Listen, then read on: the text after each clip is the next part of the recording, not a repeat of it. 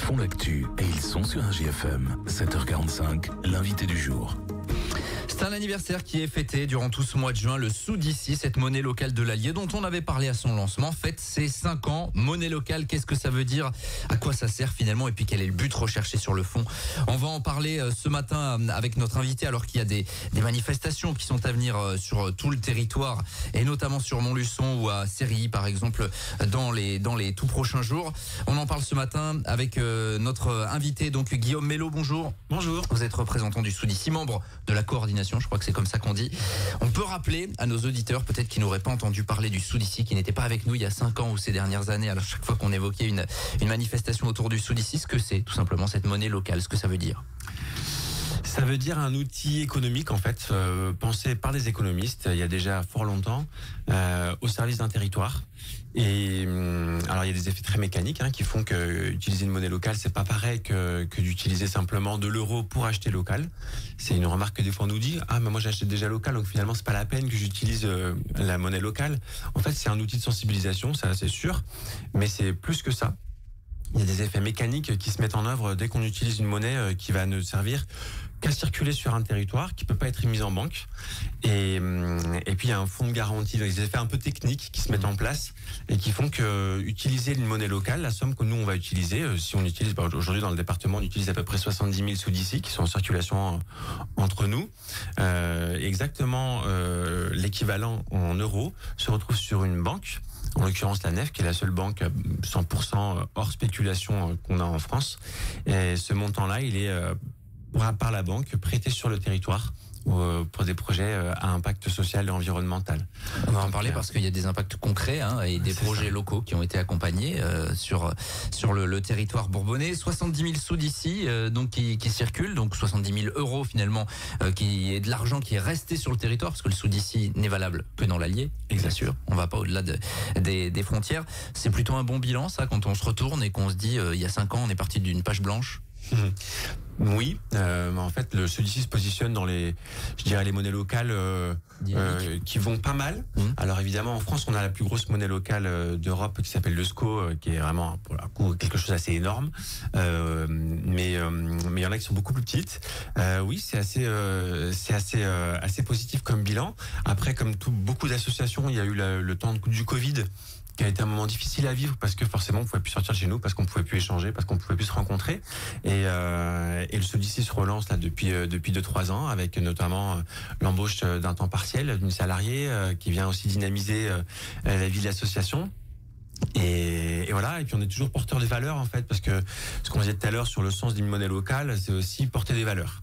La monnaie, c'est un outil, et cet outil, il vient promouvoir certains usages et puis en exclure d'autres en fait. Et typiquement, une monnaie locale, elle cherche à développer l'économie de son territoire, mais elle est aussi pour la nôtre, et comme souvent dans les monnaies locales, l'objet de citoyens, d'habitants du territoire, avec l'envie d'une transition écologique qui soit respectueuse des gens, de notre territoire qui est si beau, et l'envie de faire avancer les choses avec quelque chose de constructif. C'est un outil qui est proposé à tout un chacun, et qui a une petite pierre à apporter à l'édifice. Oui, bien sûr. Alors il y a déjà l'aspect matériel, parce que quand on parle monnaie, évidemment, dans leur tête, je pense beaucoup de nos auditeurs pensent pièces, billets, etc. Comment ça fonctionne en fait? Ça fonctionne de façon très simple. En fait, on va avoir un comptoir et alors il faut prendre une adhésion. Pour le coup, la loi de 2014 sur l'économie sociale et solidaire est venue poser un cadre sur comment ça fonctionne, tout ça. Et donc l'idée, c'est que cet argent ne peut circuler qu'entre les membres de l'association. Donc pour le coup, vous prenez une adhésion. Et une fois que vous êtes adhérent, vous échangez des euros contre des Soudici. Ces euros, comme je disais tout à l'heure, vont passer en banque et seront de nouveau utilisés pour le profit du territoire. Et puis vos euros transformés en Soudici vont circuler entre nous, et parce qu'ils circulent entre nous sur notre territoire fermé, en l'occurrence notre département, ils vont accélérer cette circulation, et c'est ça qui avait été pensé par les économistes. Et cette circulation monétaire, c'est celle-là qui crée de l'argent. En fait, l'enjeu pour l'économie d'un territoire, c'est pas d'avoir beaucoup d'argent, mais c'est que cet argent il circule. Et donc notre Soudici entre nous, il circule, et il circule plus vite que de l'euro.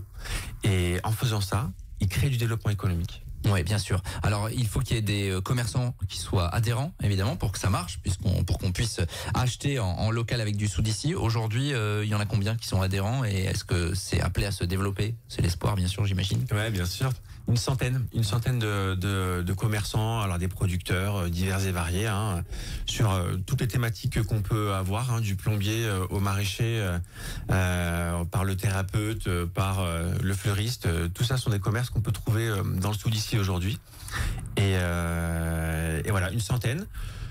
Depuis le début de l'aventure, il y en a eu à peu près 200. Alors certains, pour le coup, ont été des lancements d'activités qui ont pris fin depuis, etc.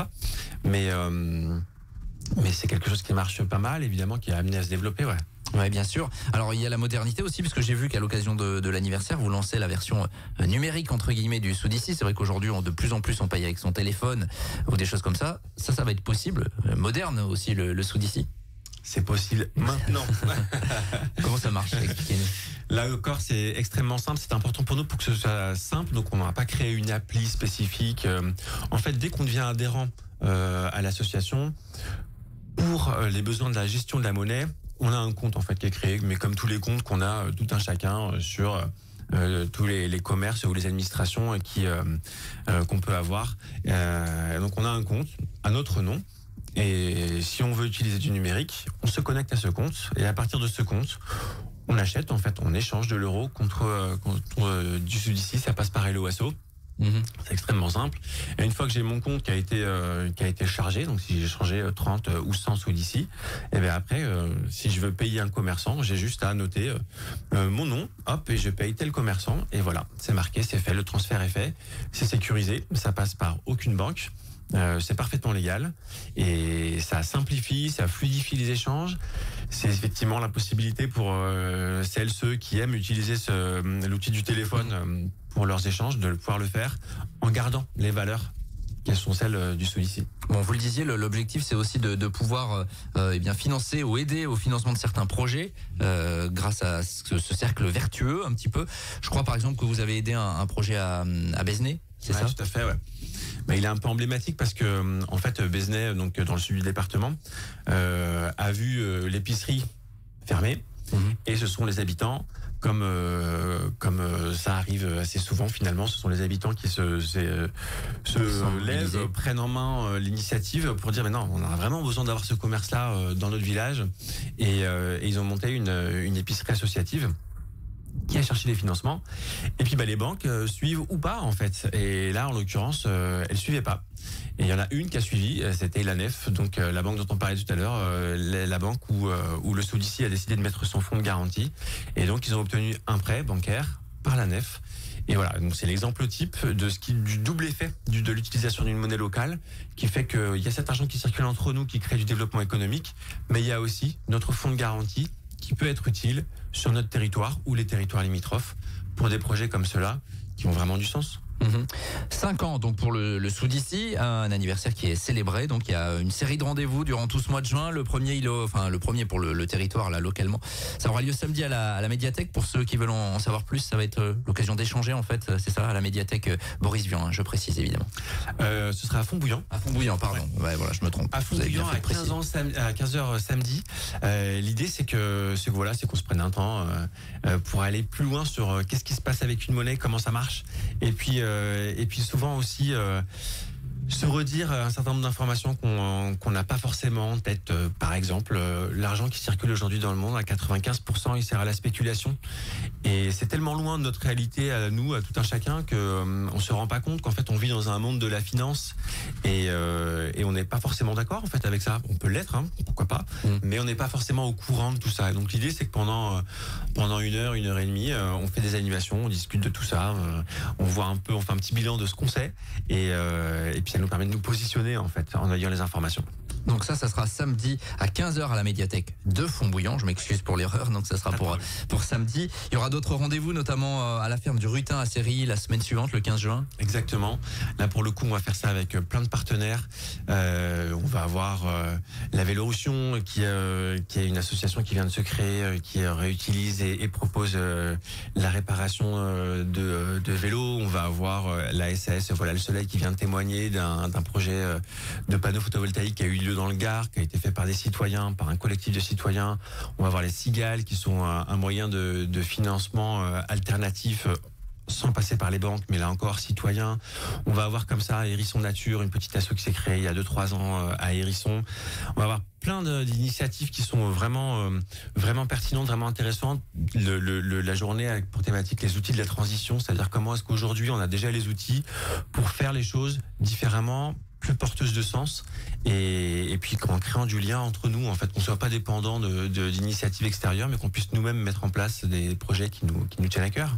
Et puis le 30 juin, il y aura une journée également à Vieur autour des circuits courts. On vous invite à aller, il y a un site internet, un sous d'ici, pour aller retrouver toutes les informations. Si ça vous interpelle finalement, si vous voulez en savoir plus sur cette monnaie locale qui fête donc ses 5 ans, on voulait en parler ce matin. On retiendra ce chiffre, notamment 70 000 sous d'ici qui circulent ou qui ont circulé sur les 5 dernières années, une centaine de commerçants participants. Et vous l'espérez, j'imagine, une suite et de plus en plus d'adhérents, c'est l'objectif? Un développement, bien sûr. Et puis le smartphone, évidemment, ça c'est la nouveauté, le sous d'ici numérique, c'est possible également. Merci d'avoir été avec nous ce matin. Merci pour présenter ce beau projet autour du sous d'ici, cette monnaie locale. Évidemment, vous avez toutes les infos sur le site du sous d'ici. Je précise l'orthographe de sous d'ici, SOUDICY. Le Y à la fin est important. Merci. Soudici.fr. Merci d'avoir été avec nous ce matin. Merci à vous. 7h56 sur RJFM. On est en direct et on revient dans quelques minutes. Tous les matins, 7h45, l'invité du jour en direct sur RJFM. Retrouvez l'invité du jour en podcast sur rjfm.net et l'appli RJFM, mais aussi en replay vidéo sur YouTube et Facebook. RJFM.